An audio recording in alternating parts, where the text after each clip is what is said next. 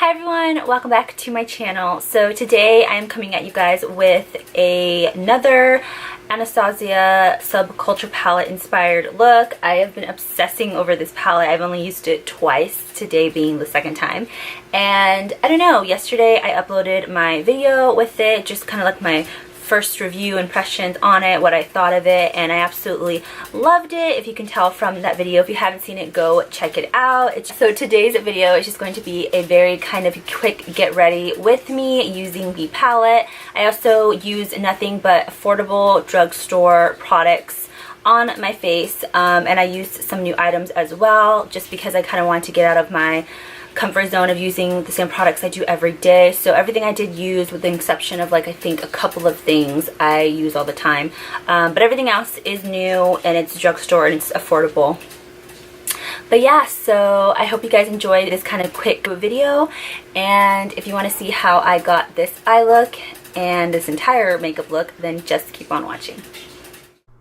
Okay, so we're going to first start off by applying some foundation. I'm using both the L'Oreal Infallible foundations in matte and the Pro Glow.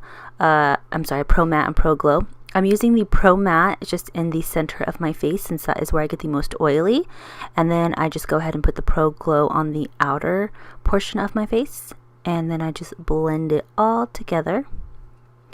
I actually really ended up liking the finish of these foundations together. It just left me really matte where I usually get oily, which was really nice. And then I go ahead and just apply my hard candy under eye treatment. This is a must for me every single time I wear makeup. It just really helps depuff my eyes, brighten, and just make them feel nice and awake. And then I'm using a new concealer I picked up from the drugstore. This is the Infallible, I think it's the Pro Glow concealer. I'm not quite sure, or if it's just a regular concealer, but since it's blue, I'm assuming it's a Pro Glow. But I actually really ended up liking it. It kind of looked like it was just going to be a very sheer to light coverage, but it actually ended up being a nice kind of light to medium coverage. I probably could build it up to a full if I kept layering, but I went ahead and just kept it kind of simple. And then I'm using the Jordana bronzer stick. I actually really like this stick. I forgot how much I liked it. I picked it up a couple months ago from Walgreens. I think it was like $6 or $7, but it's just a really great bronzer stick. The color is perfect for me. It blends so nicely. The formula is just really great.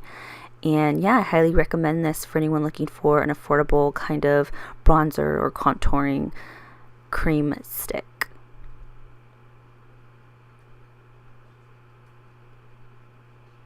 And then I go ahead and set everywhere I put the concealer. So underneath my eyes, my tip of my nose, my forehead, smile lines. And yeah, I think that's it. I like to set all those areas because it's my T-zone and I do get really oily throughout the day. So this kind of just helps secure that foundation. Even though the Pro Matte is pretty matte by itself, this just kept it extra matte.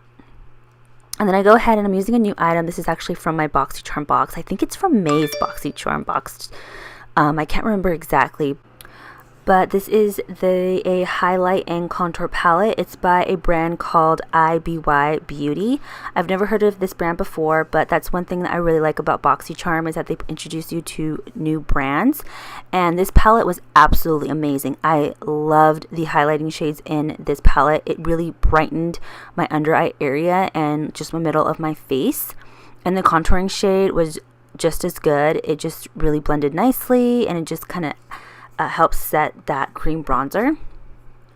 So I'm just going ahead and I did some blush. I used the Milani Romantic Rose blush, and then I'm just going ahead and setting my entire face with the LA Colors Mineral Foundation. And for my eye look, I am using the Anastasia Subculture Palette. I love this palette, you guys. It's so beautiful. It blends so nicely. The pigmentation, the color payoff, everything about this palette is just on point. I actually did a first impressions / review / look with this palette yesterday, so if you want to find out a little bit more about it in detail, then go check that video out. But yeah, I decided to do kind of like this reverse smoky eye with a wing liner. And I actually just used the eyeshadow to create my liner. And I actually really ended up liking how this look came out.